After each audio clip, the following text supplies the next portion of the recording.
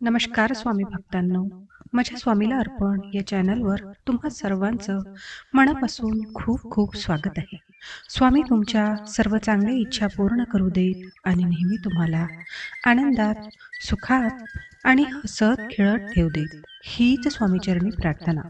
श्री स्वामी समर्थ महाराजांना त्रिवार वंदन करून आजच्या व्हिडिओला सुरुवात करूया.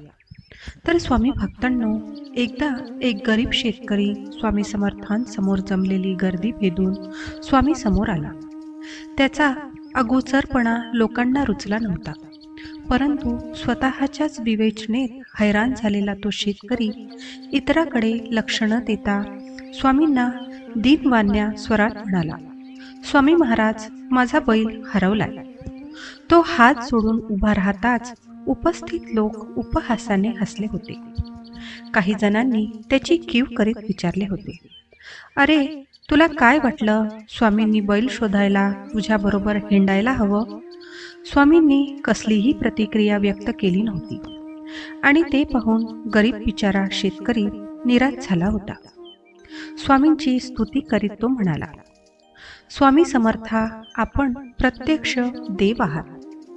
पशु पक्ष्यांवरही त्यांचा अधिकार चालतो. मग स्वामींना गळ घालीत तो म्हणाला होता, स्वामी, माझा ढवळा नाही मिळाला तर मी शेती कशी करणार हो? आणि जर मी शेती केली नाही तर माझ्या बायको पोरांची पोट कशी भरणार? स्वामींनी मंद स्मित हास्य केले होते, जणू काही ते त्याला आश्वासन देत होते की, वेड्या, कशाला काळजी करतोस? तुझा ढवळ्या म्हणजेच तुझा बैल तुला परत मिळेल. पुढच्याच क्षणी त्यांनी ढवळ्याला हाक मारली.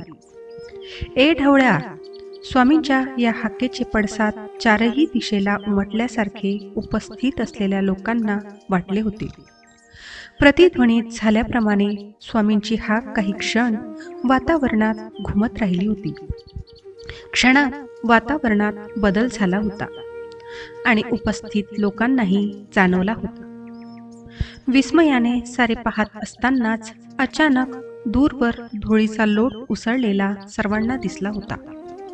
विस्फारलेल्या नजरेने सारे त्या धूळधुळीच्या लोटाकडे पाहत उभे राहिले होते. तो धुळीचा लोट स्वामींच्या दिशेने सरकत होता.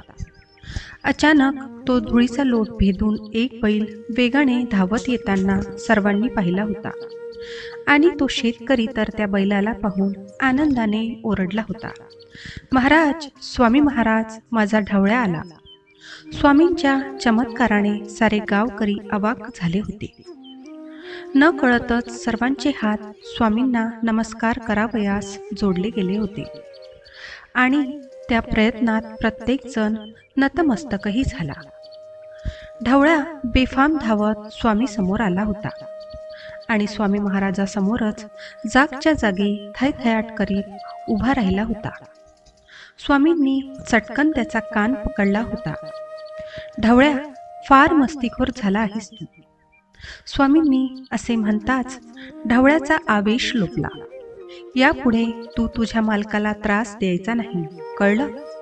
सारं काही समजल्यासारखे ढवळ्याने मान हलवली. तसे स्वामींनी त्याला शेतकऱ्याच्या हवाली केले. घे तुझा ढवळ्या, सांभाळ त्याला. हसत हसत आनंदाश्रू नयनांनी निरोप घेत स्वामींना वारंवार नमस्कार करीत शेतकरी ढवळ्याला म्हणजेच बैलाला घेऊन निघून गेला होता. आणि जाताना श्री अनंतकोटी ब्रह्मांड नायक, अक्कलकोट निवासी, राजाधिराज योगीराज, भक्तवत्सल, भक्ता अभिमानी, ओम श्री सद्गुरु स्वामी समर्थ महाराज की जय असा जयघोष करत तो निघून गेला. तर मित्रांनो, आपल्या सद्गुरूंवर नेहमी निसंकोच विश्वास ठेवा. स्वामींच्या चरणी आपले जीवन समर्पित करूया, कारण योग्य वेळी ते इतकं देतात की मागायला काहीच उरत नाही. श्री स्वामी समर्थ.